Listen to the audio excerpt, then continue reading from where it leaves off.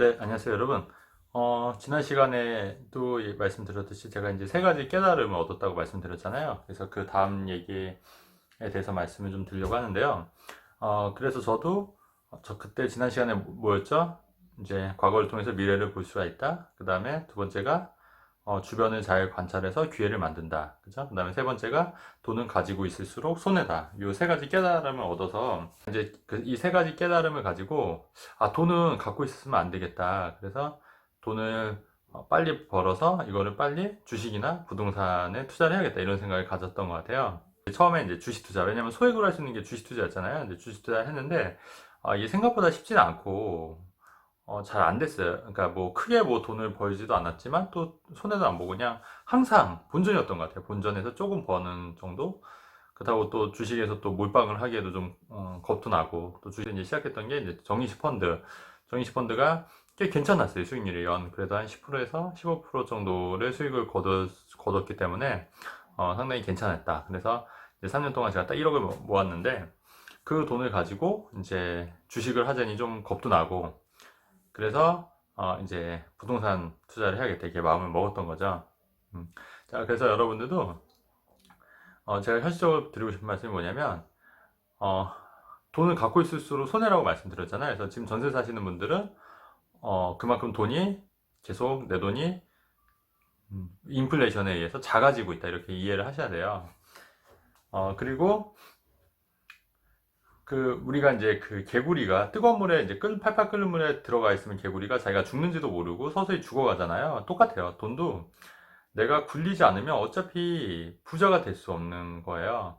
그렇다고 하면은 이 돈을 굴려야 되는데 그게 주식이 됐건 펀드가 됐건 부동산이 됐건 본인이 잘 할 수 있는 부분을 하셔야 되는데 아무래도 제 경험상으로는 주식이나 펀드보다는 부동산이 훨씬 더 수익이 괜찮았고 또 리스크도 상대적으로 적었다 이런 말씀을 좀 드리는 겁니다. 물론 이제 반론의 여지도 있지만 제 경우에는 그렇다는 얘기예요, 여러분. 자, 그래서 그럼 여러분들 어떻게 하면 될까요? 그러면 일단은 돈이 적으면 적은 대로, 많으면 많은 대로 이 돈을 빨리 바꿔놔야 돼요. 현금이 아닌 실물 가치, 적어도 인플레이션을 해지할 수 있는 그런 실제 가치가 있는 그런 부동산을 이제 바꿔 놓으셔야 된다는 얘기예요. 그래서 제가 전에도 말씀드렸듯이 한번 과거 데이터를 한번 보세요. 서울 수도권 웬만한 아파트들은 10년, 20년 과거 누적 데이터를 보면 그래도 그때 가격보다, 물론 이제 그때 가격보다 떨어진 지역도 있지만 전반적으로 서울에 있는 아파트들은 10년 전 가격, 또 15년 전, 20년 전 가격에 비해서 어떻게 되죠? 항상 올랐던 거잖아요. 사실 이게 오른 게 아니에요, 여러분. 올랐다기보다는 돈 가치가 그만큼 떨어진 거예요. 짜장면 값이 3,000원에서 6,000원이 됐듯이 돈 가치가 떨어진 것 뿐인데 사람들이 생각할 때는 부동산이 올랐다고 생각을 하는 건데 그게 아니라 돈 가치가 떨어진 거라고 저는 생각을 합니다. 자, 그렇다고 하면은 여러분, 근데 이제 우량한 부동산일수록 또 서울에 있는 입지가 좋은 부동산일수록 돈이 많이 들어가야 되잖아요. 돈이 많이 모아야지 그걸 살 수가 있어요. 근데 여러분들 놓치는 것 중에 하나가 뭐냐면 서울에 있는 부동산을 사기 위해서 그 돈을 계속해서 모으다 보면 그 부동산이 계속 오르기 때문에 그 자기가 모으는 속도보다 부동산 가격이 오르는 걸 따라가지 못해서 결국은 못 사는 거예요. 그래서 실물 자산을 못 사는 거고 결국 인플레이션에 의해서 내 돈이 점점 작아지고 있다는 것을 이해를 못 하시는 겁니다, 여러분. 그러면 어떻게 해야 될까요? 그래서 제가 여러분 방법을 제시해드리면 여러분들이 갖고 있는 자산, 여러분들이 갖고 있는 현금 자산을 가지고 실물 자산을 바꿀 수 있는 부동산을 찾으시면 되는 게 핵심입니다. 네.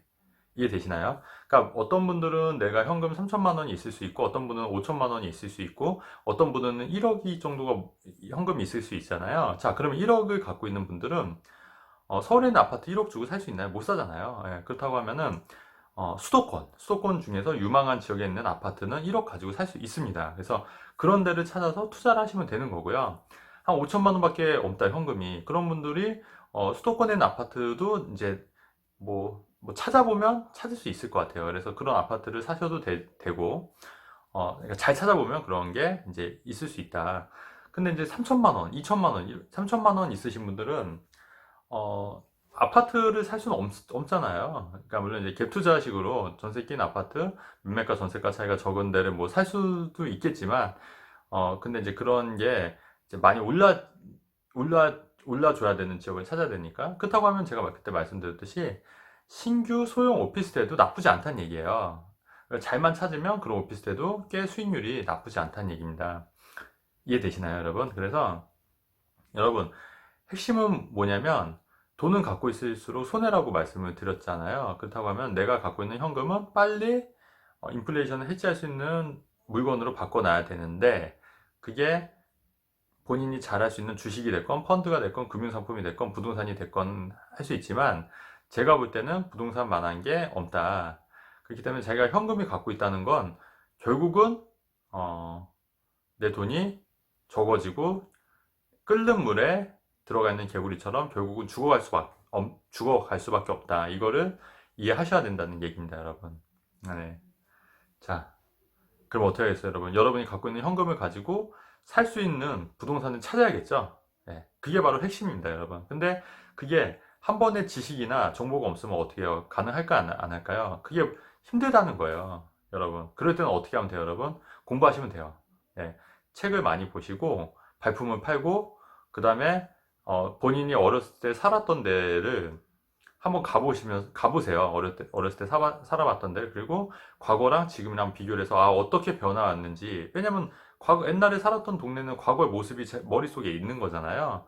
그런 동네에 가면은, 과거와 현재를 보면서 또 미래를 예측할 수 있는 거거든요. 그럼 미래에 예측할 수 있는 핵심 지역을 찾아서, 미래 가치가 높은 지역을 찾아서 투자하시면 됩니다, 여러분. 예, 여러분이 갖고 있는 현금의 한도 내에서, 혹은 거기서 대출을 좀 더 받아서 할 수 있는 범위 내에서, 네, 이렇게 투자를 하다 보면, 네, 자산이 커지는 걸 느낄 수 있습니다, 여러분. 네, 이거는 진실입니다, 여러분.